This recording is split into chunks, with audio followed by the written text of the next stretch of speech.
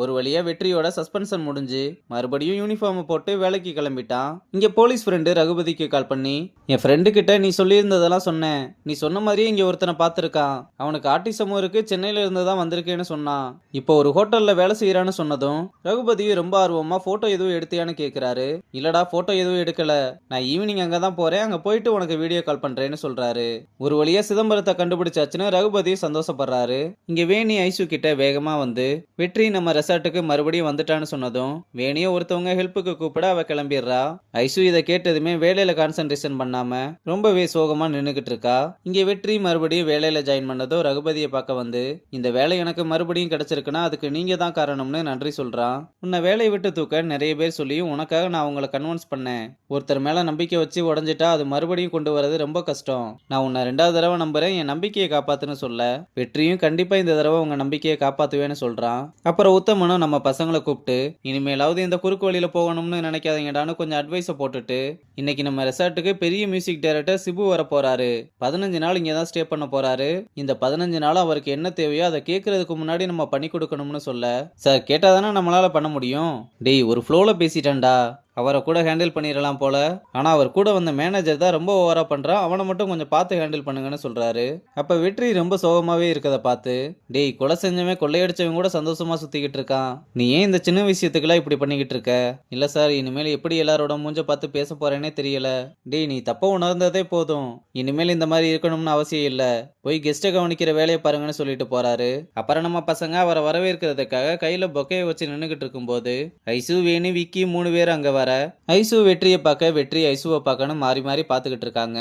அப்ப கருப்பு கொட்டுக்காரன் வேமா வந்து, உங்களை யாரு பொக்கையை வச்சு நிக்க சொன்னது, இதெல்லாம் ரிசப்ஷனிஸ்ட கூப்பிட்டு கொடுக்கணும்னு தெரியாதானே கேட்க, இல்ல சார் அவங்க வேலையா இருந்தாங்கன்னு சொன்னா, இப்ப ஃப்ரீயா தானே இருக்காங்க, ஏதாவது ஒரு காரணத்தை சொல்ல வேண்டியதுன்னு திட்டிட்டு பிரியாவை கூப்பிட்டு கெஸ்ட் வர டைம் ஆச்சு என்ன பண்ணிக்கிட்டு இருக்கீங்கன்னு அவளையும் 4 கத்து கத்திட்டு ஃபர்ஸ்ட் இவங்க கிட்ட இருந்து பொக்கையை வாங்குங்கன்னு சொல்லிட்டு போறான். பிரியாவும் வந்து பொக்கையை வாங்கிட்டு, என்ன கல்யாணத்துக்கு போற மாதிரி பொக்கையை வச்சு நின்னுகிட்டு இருக்கீங்கன்னு கலாய்க்க, பிரியா நீங்க திட்டு வாங்கினது ரொம்ப நல்லா இருந்துச்சு, கம்மனு போய் நில்லு போன்னு பாண்டியும் அசிங்கப்படுத்துறான். அப்ப மியூசிக் டைரக்டர் வந்ததுமே அவரை வெல்கம் பண்றதுக்காக வெல்கம் ட்ரிங்க்ஸ் பொக்கைவெல்லாம் எடுத்துட்டு வந்தா, உடனே மேனேஜர் வந்து இல்ல அதெல்லாம் வேணாம், சாருக்கு இதெல்லாம் பிடிக்காதுன்னு சொல்ல, இல்ல பரவாயில்ல இருக்கட்டும்னு அவரே சொன்னா, சார் அதெல்லாம் வேணாம் அட்வான்டேஜ் எடுத்துக்குவாங்க, கீயை மட்டும் வாங்கி கொடுத்துட்டு நீங்க முன்னாடி பைக்கில போங்க நான் திங்ஸ் எடுத்துட்டு வரேன்னு சொல்றான். இவன் தான் உத்தமே சொன்னா அந்த மேனேஜர் போல.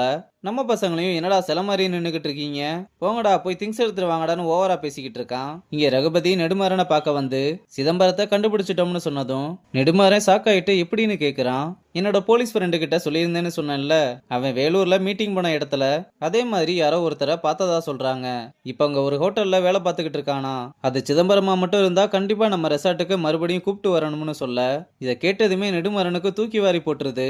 ஈவினிங் அங்க போயிட்டு வீடியோ கால் பண்றேன்னு சொல்லியிருக்கான், நான் அவன் கால் பண்ணும்போது வரேன், நீங்க வேலையை கண்டினியூ பண்ணுங்கன்னு சொல்லிட்டு போறாரு. அவர் போனதுமே நெடுமாறன் அவசர அவசரமா யாருக்கோ கால் பண்ணி பாக்குறான், ஆனா அந்த சைட்ல இருக்கவங்க அந்த காலை அட்டன் பண்ண மாதிரி தெரியல. இதனால நெடுமாறனும் ரொம்பவே அப்செட் ஆகுறான். ஆனா அப்படி யாருக்கு கால் பண்ணான்றத நமக்கு காமிக்கல. இந்த பக்கம் வெற்றியும் ஐசு பின்னாடியே வந்து உங்க கூட 2 நிமிஷம் பேசணும்னு சொன்னா, ஐசுவும் அவன் பேசுறத இக்னோர் பண்ணிட்டு போக அவனும் விடாம பின்னாடியே வந்து ப்ளீஸ் நில்லுங்கன்னு கையை பிடிச்சு இழுத்ததும் விக்கி வேகமா வந்து பேச விருப்பம் இல்லைன்னா விட்டுறணும், அவ இனிமேல் உங்ககிட்ட வந்து பேச மாட்டா, இனிமேல் இந்த மாதிரி வந்து டார்ச்சர் பண்ற வேலைலாம் வச்சுக்காத, நான் என்ன சொல்ல வரேன்னு புரிஞ்சுக்குவேன்னு நினைக்கிறேன்னு ஐசுவை கிளம்ப சொல்ல அவளுமே கிளம்பி போறா. விக்கி வெற்றி கிட்ட இப்படி பேசியும் கூட ஐசு அதுக்கு எதுவுமே சொல்லலைன்னதும் நம்ம பையன் ரொம்பவே சோகமாயிடுறான். அப்புறம் நைட் ஆனதும் ரகுபதி நெடுமாறனோட ரூம்ல உட்காந்து போலீஸ் ஃப்ரெண்டு எப்படா கால் பண்ணுவான்னு வெயிட் பண்ணிக்கிட்டு இருக்காரு. அவரும் அந்த ஹோட்டலுக்கு வந்து வெளியே நின்று வீடியோ கால் பண்றாரு. ரகுபதியும் அந்த கால் அட்டன் பண்ண நெடுமாறனும் பக்கத்துல வந்து உட்காந்து பாக்குறான். போலீஸ் ஃப்ரெண்டா அவரை காமிக்கும் போது சமைச்சுக்கிட்டு இருக்கிறதுனால அந்த புகைக்கு எதுக்கும் எதுவுமே தெரியல, தெளிவா எதுவுமே தெரியல, கொஞ்சம் பக்கத்துல போய் காமின்னு சொல்ல அவரும் க்ளோஸ் அப்ல போய் காமிக்க அது சிதம்பரம் இல்லைன்னதும் ரகுபதி ரொம்பவே அப்செட் ஆகுறாரு. என்ன நெடுமாறன் சிதம்பரம் கிடைச்சிட்டான்னு நினைச்சா இப்படி ஆயிடுச்சே, ஆமா சார் நான் கூட ஒரு நிமிஷம் சிதம்பரம் தானே நினைச்சிட்டேன்னு கவலைப்படுற மாதிரியே நடிக்கிறான். ரகுபதியும் சரி நீங்க வேலையை பாருங்கன்னு இது சிதம்பரம் இல்லைன்னு போலீஸ் ஃப்ரெண்டு கிட்ட பேசிக்கிட்டே கிளம்புறாரு. அவர் போனதுமே நெடுமாறன் ஒரு வில்லன் சிரிப்பை போட்டு மறுபடியும் யாருக்கோ கால் பண்ணி பாக்குறான். ஆனா இந்த தடவை ஒரு போலீஸ்காரர் கால் அட்டன் பண்ணி அவரை நல்லா விசாரிச்சுட்டு கொஞ்சம் வேலையில இருந்ததுனால கால் அட்டன் பண்ண முடியலன்னு சொல்றாரு. இல்ல அதெல்லாம் பரவாயில்லன்னு சிதம்பரத்தை பத்தி கேட்க, அவர் இங்கே தான் இருக்காருன்னு சொன்னதும், நான் இப்ப அவரை வீடியோ கால்ல பார்க்க முடியுமான்னு கேக்குறான். போலீஸும் நான் அவர் கிட்ட போயிட்டு கால் பண்றேன்னு சொல்லிட்டு சிதம்பரத்தோட செல்லுக்கு போய் வீடியோ கால் பண்ணி காமிக்கிறாரு. சிதம்பரம் ஜெயிலுக்குள்ள தான் இருக்கான்றத கன்ஃபார்ம் பண்ணதுக்கு அப்புறம் தான் நெடுமாறன் நிம்மதியாகிறான். போலீஸும் டார்ச் அடிச்சு காமிக்கிறதுனால சிதம்பரமும் என்ன சார் வேணும், முதல்ல லைட் ஆஃப் பண்ணுங்க சார், கண்ணு கூசுன்னு சொல்லிக்கிட்டு இருக்காரு. இங்க நெடுமாறனும் சிதம்பரத்தை பார்த்த சந்தோஷத்துல கால் மேல கால் போட்டு ஒரு முரட்டு சிரிப்பு சிரிக்கிறதோட இந்த எபிசோட முடிச்சிருக்காங்க. சிதம்பரம் எப்படி ஜெயிலுக்குள்ள போனாரு, நெடுமாறன் தான் அவரை பிளான் பண்ணி இப்படி மாட்டி விட்டானான்னு தெரியல. இது எல்லாமே வரப்போற எபிசோடுகள்ல தான் தெரிய வரும். என்ன நடந்திருக்கும்னு தெரிஞ்சுக்க நம்ம சேனலை சப்ஸ்கிரைப் பண்ணிட்டு பக்கத்துல இருக்க பெல் சிம்பிளை ஆல்ல வச்சுக்கோங்க.